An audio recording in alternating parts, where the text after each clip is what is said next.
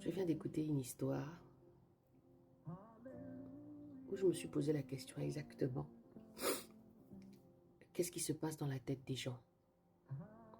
Surtout quand on fait des enfants. Je me suis posé la question de savoir en fait pourquoi certaines personnes font des enfants. Je viens d'écouter une histoire d'une jeune fille qui m'a tellement... Comme je vous dis, ça m'a tellement bouleversée. Je me suis dit, il y a des personnes qui ont envie de faire des enfants, mais qui ne font pas des enfants. Qui sont allés voir des médecins, qui ont tout fait pour pouvoir jouir de la maternité, ou bien même de la paternité. Et puis il y en a qui ont l'occasion d'en faire 2, 3, 4, 5. Mais qui, peut-être que ces personnes sont blessées à l'intérieur. Mais que finalement, quand ces enfants-là viennent au monde, parce qu'ils arrivent quand même à en faire 3 ou 4, et que finalement, ils ne sont pas... Je sais pas quel mot il faudrait que j'emploie pour ne pas vexer ou blesser. Mais des fois, je pense que dire les choses avec des mots simples aussi, voilà, arrive à ce que les gens ont un déclic pour vraiment avoir un comportement. Je ne me présente pas ici comme quelqu'un, une donneuse de leçons. Non, loin de là. Je me présente ici comme quelqu'un qui écoute beaucoup les autres et qui participe aussi à leur épanouissement. Qui participe à leur épanouissement. Je mets ma petite pierre à l'édifice pour que chacun arrive à avancer dans la vie. Vous savez, comme un petit papillon qui éclore. Et parce que la personne aussi à l'intérieur voudrait aussi éclore et avancer avec ce monde qui est déjà compliqué, avec beaucoup de choses qui se passent ici et là. Et je me rends compte que beaucoup de parents, là je parle d'une famille africaine, parce que je me rends compte que, que tous les sujets que je tiens maintenant, ça vient maintenant des familles africaines, dans ma communauté. Et cette jeune fille a parlé. Elle m'a laissé au moins 5 messages où elle exposait son cœur, ses blessures, ses incompréhensions. Orpheline de maman. Et apparemment, papa est peut-être l'auteur de beaucoup de choses dans sa vie, de sorcellerie ou encore des choses qui ne sont pas, qui n'ont pas de nom. À cause justement de la part du gain, peut-être certaines choses qui font que certains parents sacrifient leurs enfants pour leur vie à eux, qui est éphémère. Vous savez, moi j'ai une façon de voir les choses. Je vous ai dit, je suis servante de Dieu, hein. Mais ce compte, en fait, c'est pour faire la différence parce que c'est pas tout le monde qui veut rencontrer Jésus. C'est ce que je me suis rendu compte avec le temps. C'est pourquoi je fais la différence avec mes 2 comptes. C'est pourquoi je fais la différence entre mon côté spirituel et ce côté, en fait, où je donne l'occasion à tout le monde de pouvoir venir aussi, je ne vais pas dire en profiter, mais avoir aussi cet éclairage, d'accord? Bien sûr, vous voyez ici, conseil et business, parce que j'aide un peu tout le monde. Quand Dieu permet que je m'arrête pour pouvoir parler avec quelqu'un, pouvoir l'accompagner, justement, d'accord? Donc, cette fille a parlé, elle a pleuré, elle s'est remémorée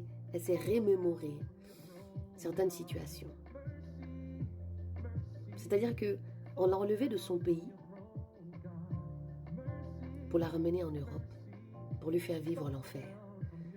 J'ai l'impression que des fois, il y a des parents. Je ne mets pas tout le monde à l'intérieur, comprenez-moi bien ici. C'était sa grand-mère en plus. C'est sa grand-mère qui lui a fait ça. C'est même ça encore que je ne comprends pas. J'essaye de me dire, mais bon.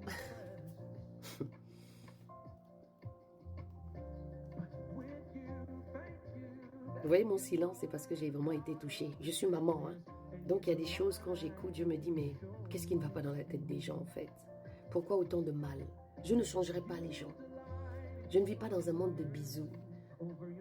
Mais vous savez, Dieu m'a fait une grâce, c'est de pouvoir aider les gens. Même si je dois prendre une prestation, ou même s'il y a quoi que ce soit, vous savez, il faut faire la part des choses. Il faut faire la part des choses. Je l'ai écouté avec beaucoup d'attention, comme je fais régulièrement, parce que j'aime écouter les gens.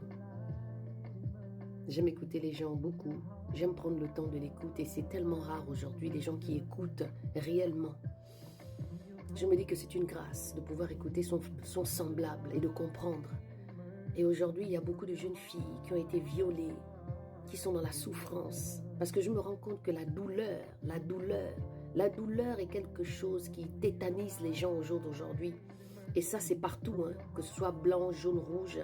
On est dans une espèce de souffrance, des choses qu'on ne met pas, on ne met pas les mots. Mettre les mots, s'exprimer.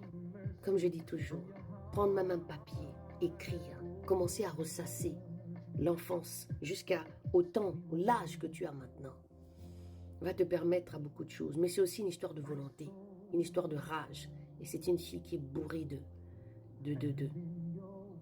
ce que j'appelle l'instinct de survie.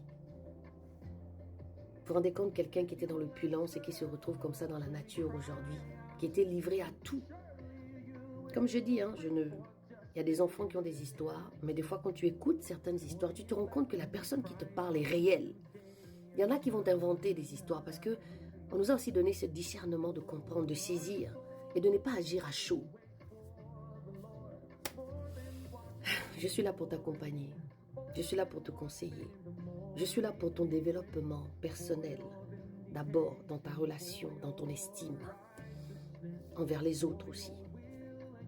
Je suis là pour t'accompagner dans ton projet. Comment tu peux aborder ton comportement, ton attitude vis-à-vis de l'autre, même dans le travail. Voilà. Je vous laisse partager, abonnez-vous, parce que j'ai besoin de faire des lives sur ce compte.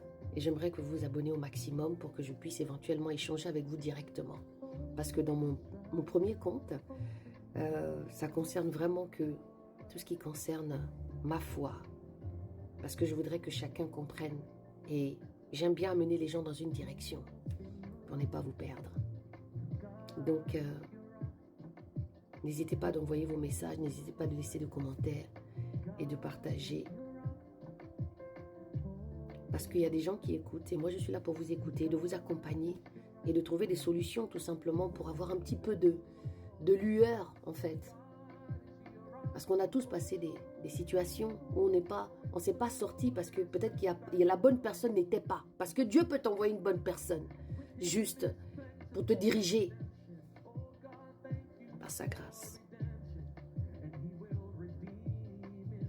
Je vous dis à tantôt.